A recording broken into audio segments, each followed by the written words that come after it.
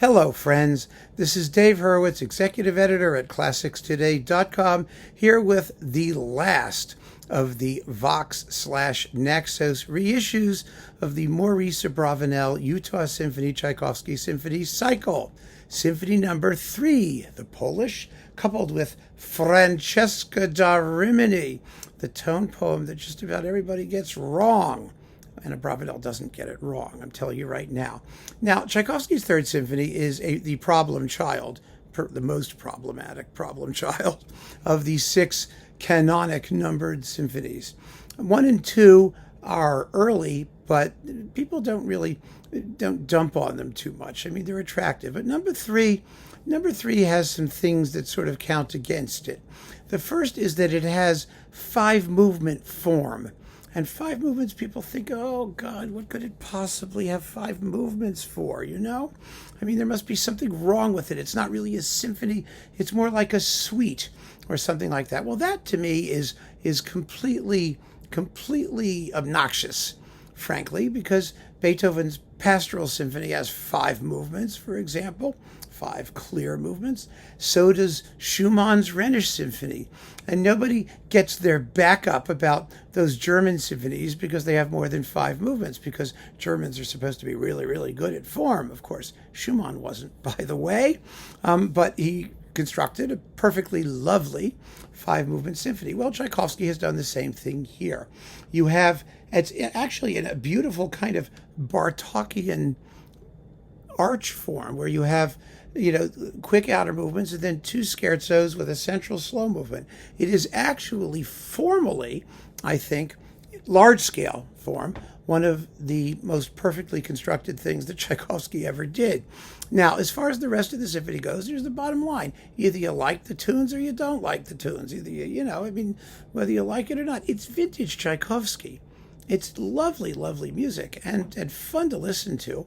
I think that compared to 4, 5, and 6, it is possibly on a bit of a lower level of inspiration. I mean, because those are sort of white hot, passionate expostulations that we sort of expect from Tchaikovsky, where this one has more elegance, more charm, a little bit lower expressive temperature. And there's nothing wrong with that. There's nothing wrong with writing music that's happy. There's nothing wrong with writing music that has elegance and charm and finesse. It's gorgeously orchestrated. It all depends on what your expectations are, I think.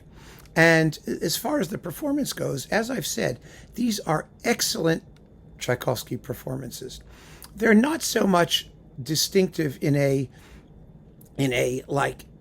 hysteria and emotion and craziness kind of way. That wasn't Abravanel's way with music. He was a very, very polished conductor. He's more like Bernard Haitink, somebody like that.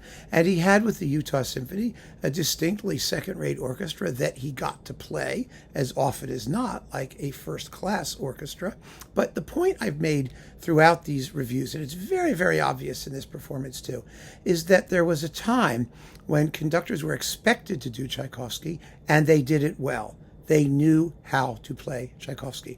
And Abravanel really did. He was a superb ballet conductor, for example. He understood the rhythmic underpinning of Tchaikovsky's music. He understood the lyricism of his music. He was able to project it beautifully.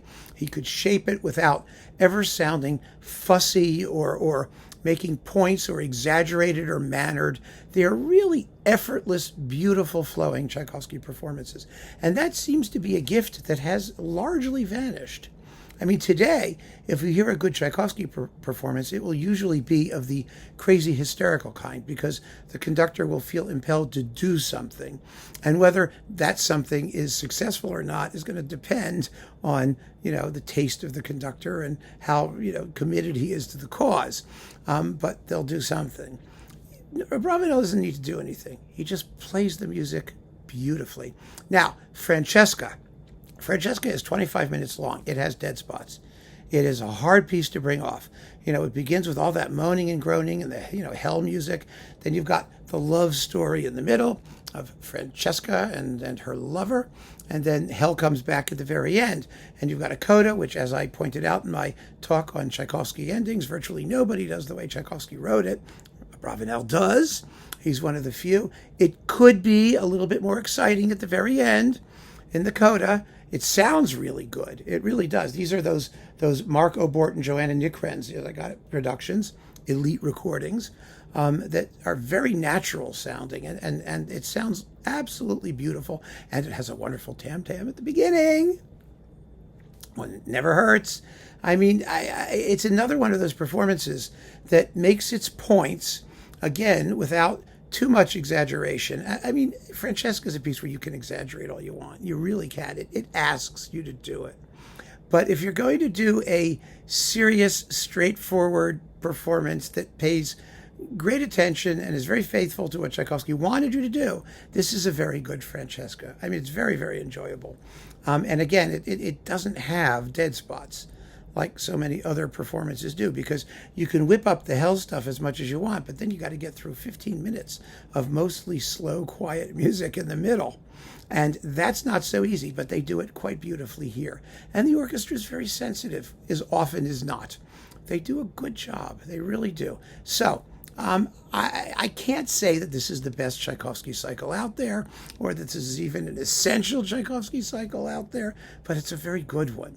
It's a good one. It's good to hear it come back. It's good to hear this approach to this music done with really complete success. The only performance I have not heard yet, by the way, reissued anyway, is the Pathétique, the sixth, because I can only listen to the Pathétique on certain occasions.